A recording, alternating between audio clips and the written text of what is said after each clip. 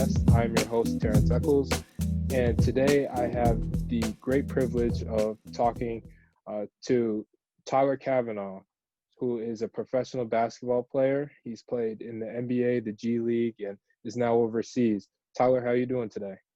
I'm good, Terrence. How are you? I'm doing pretty well. I'm glad I finally got to get you on the podcast today. And I'm just going to jump right into it. So obviously you're a professional basketball player and you're in love with the game. So when did you fall in love with the game of basketball? When I was young, I grew up around the game. My parents, my cousins. I was in the gym from a young age. I think I got my first hoop, like little hoop, when I was 3, so then started shooting on that. So it's been ever since I was probably 4 or 5, around that time. Awesome. And then you had like a very successful high school career. For those who don't know, Tyler was a star at Jamesville DeWitt High School, the same school I went to. You won 3 state championships. Talk to me about like some of your best memories there. Should have been 4, but we blew Yeah. it my senior year. But no, playing at JD during that time was unbelievable. When I was coming up, Brandon Trish was leading the program, and Elshwan Himes, Nick Pascal, Greg Stern, all these guys who went on to play collegiately, and Brandon being the big name. And then Day came in, and to be able to play with Day for 4 years was great for me because he's one of my best friends, was great for me on the court, and was also great for my development basketball wise because I wasn't like made to be the center because I was the biggest guy on the team. I was able to play outside and develop my skill set more and more. But some of my coolest memories from high school are winning those state championships. To be able to do that 3 years in a row. My freshman year, I watched. I didn't play much, but then the next 2 to be a big part of it was awesome, but also in high school, it's all about the traveling, being with the team, going to different tournaments, and going to states, and you just create so many memories with the guys. So it was a special time. Dude, that's awesome. And for those who don't know, Dawan Coleman, he's another guy who ended up playing Division I basketball. He was a McDonald's All-American at JD. And you both, I remember watching you guys, like I was a young kid watching you both, and you're both 6'10", and watching you play, you shoot threes, and I wasn't accustomed to that. I didn't normally see big guys, shooting and putting the ball on the floor. And that was like back in the day where, the stretch big wasn't really a thing. Do you think that sort of the fact that Day being there and being a true center helped you like just become the player you are today? Like, does that have a Absolutely. direct effect? Absolutely. Because I would have still been able to develop outside skills and certain things, but I would have spent a lot more time playing on the inside because I would have been the biggest guy. So having Day and obviously he was a phenomenal player, and he had bad luck with injuries and everything. But in high school, he was such a dominant presence, and that allowed me to really stretch my game out and develop. Because I played a little point guard in high school, I would dribble the ball a lot and do all Yeah. these different things, and that's really helped me throughout my career. Yeah, that's great. And then, just having the both of you on the same team, that brought a lot of recruiters to JD. And what effect do you think that had on your recruitment? A lot. When I when Dewan was like 8th, 9th grade, we were the same year. He was already like top recruit and getting all these big schools, and I was like mid-major around that time, and I was mid-major all the way up pretty much. But the basketball community is so small, and Dewan would have, I remember Roy Williams from North Carolina, obviously Coach Boeheim, and Coach Calipari, and people from Iowa State, and all these coaches come in and watch open gym. And that was an opportunity for me to maybe not get recruited by them, but the community is so small in the basketball world that they have friends, coaches at other places, and then your name just gets out there. So having that exposure was huge for me. Yeah, that's great. And then you got the exposure, and you're able to go and play at a pretty high level, the ACC at Wake Forest. What was your welcome to college moment there? We played my freshman year. We played Duke at Cameron Indoor Stadium, and I was playing center because we had a couple injuries, so I was undersized center, and Mason Plumlee was the center there at the time. So there was this one play he got it on the post, and he just like made a really strong move and kind of caught me with an elbow and a shoulder, and he made the basket and won. And I was like, I thought I had a concussion, but I was fine. But that was like, okay, this is different now, because I Yeah. think that was our first ACC game, so it was still Oh, pretty wow. early in my freshman year, and I was like, yeah. And obviously Mason Plumlee's gone on to have a tremendous NBA career, but that was like, okay, it's not high school anymore. Right. Yeah. And what do you think was the biggest difference, playing, especially in the ACC, such a dominant conference and competitive? Uh, the just the strength and the speed and the athleticism of the players, and that made the speed of the game so much faster. I mean, each level you go up, high school to college, college to the pros, the speed, it becomes a faster game, and you have to adjust to all that. But and then obviously the caliber of the athletes is just on a whole nother level. Yeah, absolutely. And I actually remember watching that game. I was like, you know what? It was in the middle of the day, right? Like it was I on think it was, ESPN. yeah, yeah, Yeah, I remember watching. I think I was probably in like eighth grade, I think. Yeah, yeah. I was in eighth grade. I was watching. I was like, man, Tyler's he's getting handled by Plumlee. But obviously, Plumlee he had put in a few years at Duke, and you were just starting off. So I knew that you would bounce back and you would come back and you ended up having an amazing game against them your sophomore year, right? Yeah, that was like the highlight of my time at Wake. Probably, we played them Duke at home, and we beat them. They were third in the country or something, and with Jabari Parker and Seth Curry and all these guys, and we did Rodney Hood. Yeah, we beat him. Wow. I played a solid game, so that was awesome. Awesome, man. And then you chose to transfer to George Washington, and uh, what was like what was the biggest difference between Wake and GW when you got there? Um, Going from the ACC to a mid-major, there's just changes in everything. The way the program is run, the the support the athletes have, and everything. And I also think the biggest change for me was going from Wake Forest, which is a really small, beautiful, like traditional college campus, to GW, which is just right in the heart of DC. Like our gym is just on a city block. We're a couple Wow. blocks away from the White House and the monuments and everything. So having that experience was really cool too, and it was an adjustment for me for sure. Yeah, and obviously going to from the ACC to the A10 is still a very, very competitive, solid conference. They send guys to the NBA every year, it seems like. Yeah. So you had a huge accomplishment in winning the NIT and being the NIT Most Outstanding Player. What was that like? Um, that was awesome. I mean, we had a really good team at GW. So I went there, I sat out and learned the system and got to work on my body with the strength coach and get in really good shape.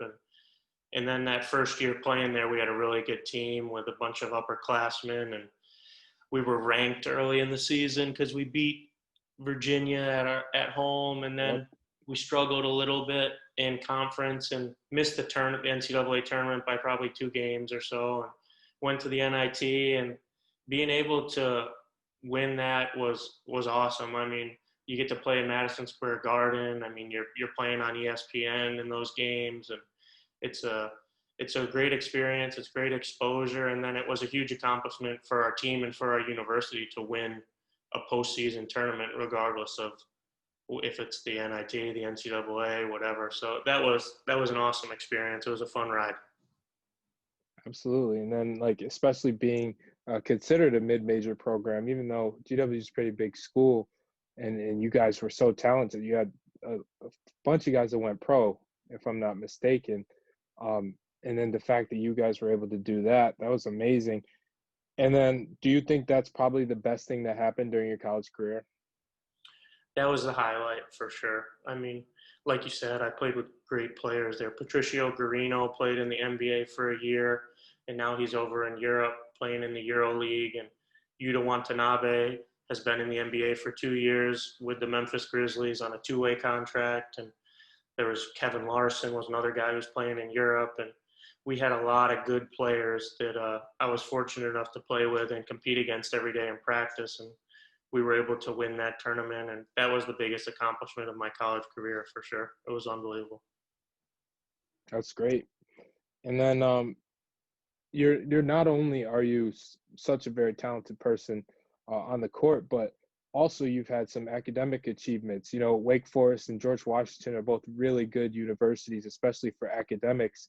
And then you were constantly on the All ACC academic or on All A10 academics. How did you manage to do that in college? Um, Time management is really key, and I was almost better during the season with my studies than out of the season because you have less time to mess around and procrastinate because it's practice, study, sleep, eat, do what you got to do. But also at both of those schools, they're really great institutions, and they had great academic support with tutors and everything for the athletes, and that was awesome. I mean, sometimes it was a pain because you didn't want to go to a tutoring session, but at the end of the day, it was very helpful, and it helps you just to focus in and get the extra help that you need when you don't understand something instead of just letting it slip. So that was important to me, my academics, and I was fortunate enough to be able to have success in school as well as on the court. Do you think going to high school at JD helped prepare you academically as well? Yeah, I mean, JD was great high school. I mean, academics were very important, and we had there were challenging courses and everything, and for sure, I think JD helped prepare me. Great. And then you graduated from GW. You got your master's degree there as Yeah. well, and so you were in perfect position to enter the professional field and probably whatever you were studying, but you were also in a great position to enter the professional ranks as a basketball player. Was there ever like a choice you had to make in between, playing professionally or doing something in a different field, or was that always your dream to play professional? It was always my dream to play ball professionally, and I knew that I was going to play wherever that may be, Europe, GLeague, wherever my opportunity was going to be. I was going to give it a go and play for as long as I can, and until I need to use my degree and get into the real business world. And my degree is in economics, and master's is in sport management. So there's some different things I can do with that. I don't know what I want to do when I'm done playing, but I still want to keep playing for a while, as long as I can. Yeah, absolutely. And then you went through the draft process. What was that like the good and the bad? The draft process is crazy. I mean, right when the season ended, I was fortunate enough to be selected to play in a couple in an all-star game, and then a senior select invitational tournament, and was able to play well in those, and that gets you more exposure, and then you go into pre-draft workouts, which is May and June leading up to the draft in late June. And I had 13 NBA workouts, so I was all over the place, working out for teams and Utah, San Antonio, LA, New York, Boston, Toronto, everywhere. So you're really traveling a lot, and you're there for a day or two. And I was like still in DC working out and training there, in between like my trips to these workouts and everything. And that, so it's really nuts. I mean, the travel, and you get these workouts, you go there for a day, and then you're off to the next city or you're back home, and it can be overwhelming, but it's a time in my life that I'll never forget, because it was like living out your dream. Right. Yeah. And then you were able to get the opportunity with the Hawks early on, and that turned into something bigger than probably what you expected going into it. So, what exactly? Because there's what exactly did you experience with the Hawks? Everything. I mean, with the Hawks, because so I worked out for 13 teams, and the Hawks wasn't one of them. So Oh, on draft night, um, we agreed to go to training camp with Utah, and then the next day the Hawks called my agent, and they wanted us to go there, and my agent thought that'd be a better situation for me to put myself in position to maybe make the team or get a two-way contract or something. Um, and then so we went to Atlanta, and I didn't play at all in the summer league for Atlanta because they had like 17 players, so I didn't play much. And then went to training camp, got cut, went down to the G League, and the Hawks had a bunch of injuries at the forward position, and it was a rebuilding year for the Hawks. So they brought me up from the G League on a two-way contract just to bide time while guys got healthy and play a couple spot minutes. And my first game was against the Cavs, and first possession in the NBA, I catch the ball on offense to swing the ball, and LeBron's guarding me. So I was like, holy crap, this is real. yeah. But so I stuck around there and was able to take advantage of my opportunities. I had a breakout game against the Pelicans, and after that, they converted me once my two-way contract, the number of days were up, and it was an unbelievable experience to be able to play with them for a majority of the season. And then guys got healthy, and I went down to the G League, and unfortunately got hurt in February and kind of rushed. I sprained my ankle bad and rushed back because I wanted to make the most of the end of the season so that they'd pick up my option for the next year. And I didn't play well because I came back too fast and my ankle wasn't healthy, and unfortunately ended up getting waived. But I mean, the whole year was like unbelievable because going into it, I didn't expect to play 40 games in the NBA. I would have been Right. happy with two or like one 10-day contract. So it was a surreal year for me, for sure. Yeah, and would you say that having LeBron James be your opponent the first night you're out there on an NBA floor, was that probably your welcome to the NBA moment? Yeah, yeah. I mean, for sure. I mean, because you have preseason games and you see these guys warming up, but then in a regular season game, I'm on the court with LeBron. I'm like, holy crap, this is not real. Like, Hmm. wake up, wake up. But no, that was definitely my welcome to the NBA moment, for sure. Yeah, and then playing in the NBA and then also playing in the G League on the two-way, what are some of the biggest differences you saw between the two? Well, life in the NBA is just like unrealistic. I mean, like you're traveling private planes, you're chartering, and you're staying in all five-star hotels. You have these crazy meal spreads that the team gives you, and then you go down to the G League, and it's back to like what I'm used to in college. You travel commercial flights, you stay in like regular hotels, Holiday Inns or whatnot, and you eat the little breakfast in the morning that they give you at the hotel, and it's just completely different. And then the game is different. I mean, the G League, everyone in the G League is trying to get out. The Yeah. players, the coaches, the trainers, the staff, the referees. So it's just like it's great competition and everyone is grinding and trying to get better and find their way out. So it's just really opposite ends of the spectrum, but I'm so happy I was able to experience both on the two-way contract, and you really get a taste, and it keeps you hungry when you're down in the G League, when you know what the NBA is like I got to get back there. Right. Right. Yeah. And then just going along with your timeline, you mentioned how you had originally agreed to go to training camp with Utah, and after being waived by the Hawks, you ended up going to back to Utah.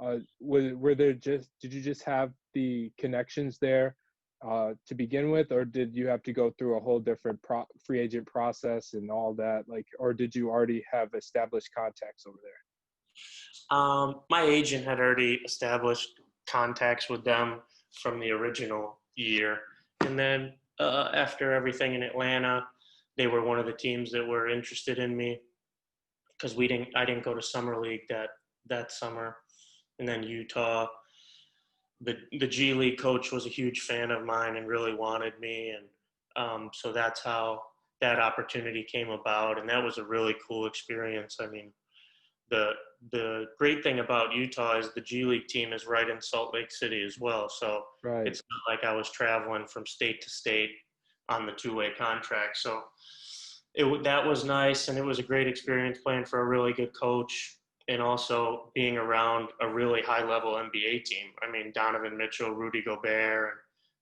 and seeing them prepare for the playoffs and play against the Houston Rockets in a playoff series was unbelievable. And so it was really cool. Yeah, and what would you say about, being on a team that was struggling in Atlanta and then coming to Utah where they have those championship aspirations? They're obviously always going to pretty much be a playoff team as long as they have Mitchell and Gobert and other guys leading that team. What did you see, and like what were some of the differences within the two organizations in terms of how they approached everything? Well, for a younger player, an undrafted player, being on a team like Atlanta is much better because you have more opportunity to play, and they're not. And during that season, they weren't really playing for anything. They were just trying to develop players and really see who could help them. And so that was obviously something I didn't get to experience in Utah because we're trying to make the playoffs. We're trying to get a good seed. We're trying to compete to go to the Western Conference Finals, the finals, and that kind of thing. So the differences are just like basically that for me, but then just being around the Jazz and their organization is a high level, high class organization, and they have great players, great coaches. Coach Snyder is unbelievable, and like I was talking about before with the playoffs, I'm kind of a basketball junkie, so just being around the game and seeing how they prepare for a playoff series, and even though we lost 4-1, I think it was just the attention to detail and how they break down everything in a 7-game series was really cool to be a part of. Yeah. Yeah. Was that the series where, they tried a whole bunch of stuff on James Harden, right? Yeah, like playing behind him and Yeah. on the side of him, and everyone was like, "What are these guys doing?" But you got to get creative against a guy like that because if you play him in front, he's just gonna dribble, do his step back, and he's an unbelievable talent. Right. Yeah. I mean, he's probably the best scorer in today's NBA. And like probably seeing that in practice, that must have been, just amazing, especially considering the fact that you say you're a basketball junkie, being able to see that and being able to, see how not only how you guys approached that and how you guys decided to go about attacking him and playing defense, but also seeing how he responded to it and the entire Houston Rockets team responded to it, especially with them having the championship aspirations they did. And what was that like seeing his response in terms of how you guys approached him? Yeah, I mean, just the changes from game to game, how he would attack us, how he was guarding us, and um, or how we were guarding him and what he would do. It just shows the way he studies the game and understands the game, and it was really cool. And one of the coolest things for me was being around a guy like Donovan Mitchell. I mean, he's a phenomenal young talent, superstar in the league, and he's just a great person to be around. And he's a young kid, and seeing him study and work and how he wants, because he has the talent to be. Dwayne Wade's one of my favorite players, and I see him in that light to a certain. Same. That could be how good he could be. So being around him and watching him work was awesome, and seeing him struggle in a certain playoff game and the next game coming back and being dominant and help leading us to win. It was unbelievable. So having those experiences are something that I'll never forget. Right. And what do you think the biggest thing you learned in your career so far in playing in the NBA?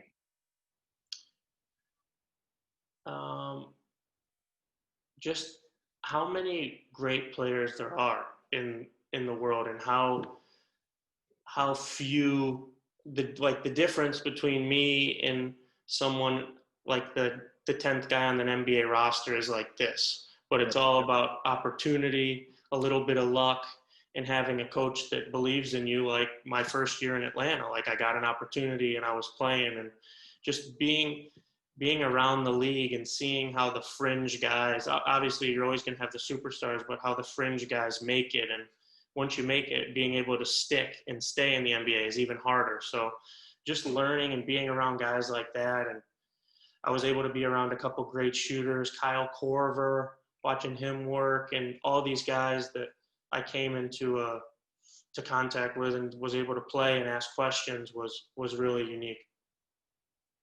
Right. Yeah. And then obviously Kyle Korver is a guy who's been an all-star in the past, but he's made out a niche for himself in the NBA, and he's stuck in the NBA for such a long time. And seeing his longevity, what do you think, besides the fact that he's an amazing shooter, like what else do you think went into him having such a long career? The type of guy he is. I mean, he's a guy that every team wants to have. He's positive. He's great for the younger guys now as he's an older player to lean on, to learn from. And he's a hard worker. I mean, he comes in the gym, does what he has to do, and obviously he's an unbelievable shooter, and he was an all-star 1 year or 2 years, but just the overall type of human being he is another one of his biggest assets. Absolutely. And then you went on to play in Berlin this past season. What was that experience like, especially heading overseas after playing in America your whole life? Different. Being in Europe is a lot different, and the game is much different over here. Coming from America, you always hear the game is different, this and that, but it's like it's still basketball. But then I realized, like, the way coaches coach the game, the way it's played, the physicality, the teams, the defense in Europe is just so much more intense than it is in the NBA. It's like every game is a game 7 of the playoffs because there's less games, and these teams are so prideful. There's all these different things that go on. Like if you don't win enough games in your league, you get pushed down to the second league or certain things like that. But Berlin was an awesome experience. On the court, it was up and down for me. I got injured. I hurt my ankle again, and then that kind of set me back. And I was playing behind a really good player, Luke Sikma, who had been in Berlin for a while, so that was difficult for me to find time on the floor as well. But Berlin is an awesome city. A lot of people spoke English, which made the transition for me and my fiance very easy. And it was a really cool first experience in Europe. Yeah, and like I was gonna ask, what was it like to, on the court in terms of changing to Europe? But what were some of the things you saw off the court? It's your first time living abroad, right? Yeah. Yeah. So what were some of the things you saw about Europe and about the different towns and the cities that they have over there? And what did you notice? Lots of things. I mean, I was I had never been to Europe, so this was my first time going there, and then obviously living there. And then at the end of last season, I looked at my passport, and I had been to like 11 countries or something. So going to all these different cities and countries was unbelievable. Moscow, St. Petersburg in Russia, Tel Aviv in Israel, Spain a bunch of times. Just in in Europe, some of these cities are more modern, and then some of them are very old. You know, like we had a weekend off, and my fiance Maddie and I took the train down to Prague for 3 or 4 days, and how old everything is there. It's just from like everything, the structures and the cobblestones that you walk on, and the little shops and the food. It's just taking in all these cultures was very unique. And another thing that stuck out was like it's like taking a flight from Germany to Spain is like from Georgia to New York or something, and you're going and the culture is completely different and the language is different. It's like it's going from a Right. state to state and having a completely different language. So that was cool to see as well. Yeah, like what is the language barrier like? Like, did you have any experience in studying language prior to coming to Europe, or did you know anything about did you have have you studied any languages in the past? And Yeah, I studied Spanish at JD. right, I also studied it in elementary school before, and then I studied it a little in college. So I have this like Spanish. I now this year in Spain, I'm starting to try and use it more, but I didn't have any background in German, and German is a hard language. right, So I would learn little sayings here and there, but for the most part, people in Berlin spoke English, and I was really in Europe. They use like English as like the standard language for like mhm, across the countries, because like you go Spanish, German, Italian, all these different Russian. So everyone speaks a little bit of English to a certain extent or understands a little bit. So that made it a little bit easier. oh great, yeah. And then what happened in terms of the coronavirus outbreak? Obviously, that devastated Europe for a little while, and unfortunately, that happened towards the end of the basketball season. So, what impact did that have on your season? Yeah, so middle of March, our season was postponed and everything was shut down. And they allowed us to come home. So we came back home and then spent a couple months in the States. And then in mid-May, they called us back to Germany to finish the German league, because Germany was a country that handled the virus really well. So they were able Okay, good. to kind of handle it and be able to bring us back and play. And we all, the 10 teams, went to Munich, and we all stayed in one hotel and played in Munich's arena in front of no fans. So we got the tournament done, and it was obviously everything right now with coronavirus is different and weird, but it was pretty cool how they were able to finish the season in some capacity. Right. Yeah, that's great. Was it anywhere similar to the NBA bubble in terms Yes, of how you got to? it's similar, much smaller. So Okay. we had to like stay in the hotel. They had like game room for us and certain things we could do. But if you went out for a walk, you had to wear a mask. Right. We got tested like every week. We were only in the bubble for 3 weeks uh, Okay. to be able to finish our season, which felt like forever. So I don't know how some of these NBA guys are going to do it for 2-3 months if they make it Right. deep into the playoffs. But obviously on Disney they can go do other things, golf, or True. I see all these guys fishing and stuff. So I think they're finding ways to let the time go by.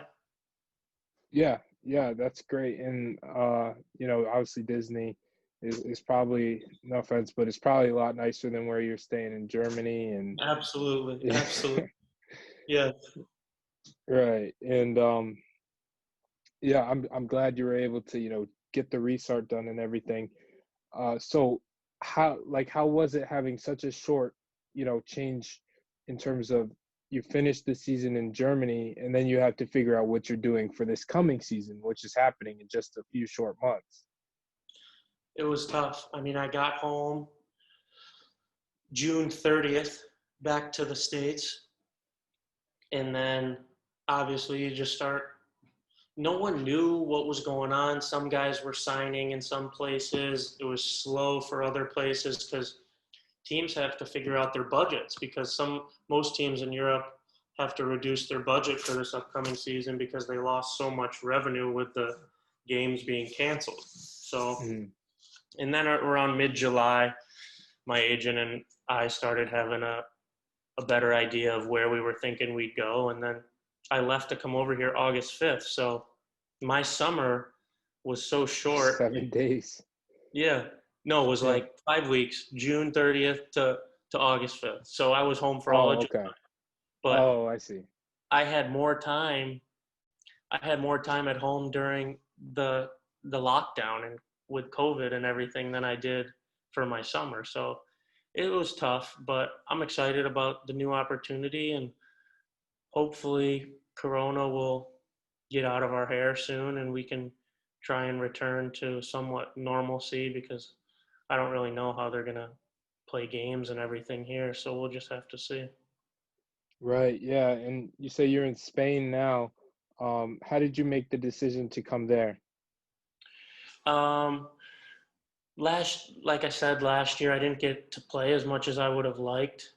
It was obviously an opportunity to play in EuroLeague, which is the best league Yep. in Europe. And this team I'm on now, Tenerife, is in the Spanish league, which is a very good. The Spanish league is the best like domestic league in Europe, like country league. Um, so an opportunity to play there. But now I'm in the Champions League as well, which is Okay. like Euro League is the top, Euro Cup, and then Champions League. So it's a step down in that sense. But I think it's going to be a really good opportunity for me to play. And obviously, I showed you my view, so hopefully, it's going to be a good place to Yeah. live too. So I'm excited about it. It's what my agent and I felt was the best opportunity for me, and uh, I think it's going to be good. Yeah. I'm excited for you, especially because of that view. uh, but yeah, like you say it's a step down, but Spain, I've always heard, has played really high level basketball. That's where guys like Luka Doncic come from, and a lot of high level players have played in Spain and have come back and have played in the NBA. Do you still have the aspiration to come back to America and still play? Yeah, I mean, I would love to come back and be home and play in the NBA, but over this past couple months, I think I've been trying to uh, understand that, obviously it would be the goal is always to come back and play, but if that never happens, I mean, I can make a pretty good living and playing over here and have a good career in Europe to be able to, when I'm done playing, set myself and my future family up to, I can choose what I want to do for work and not kind of be forced into a tough position. So just understanding how fortunate I am to play the game that I love, regardless of where I'm playing, is what's most important now. But obviously, like I said, I'd always love to come back and play. Right. Yeah, and it's a great mentality to have to you know have that aspiration yet, but yet still be grateful to be in Europe.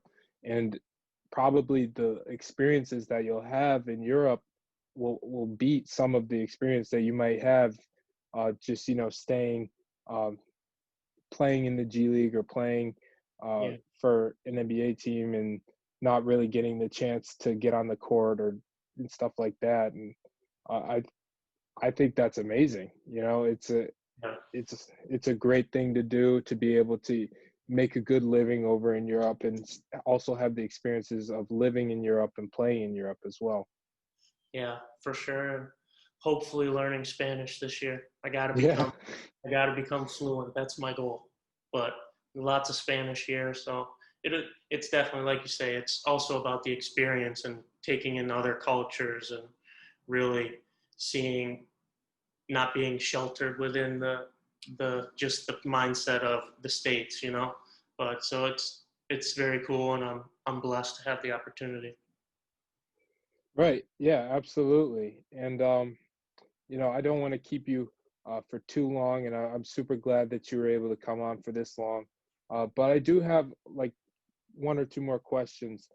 Do you have any advice for young athletes who are growing up and who may have aspirations to play professionally? Like, do you have any advice that will maybe open their eyes to what you've experienced?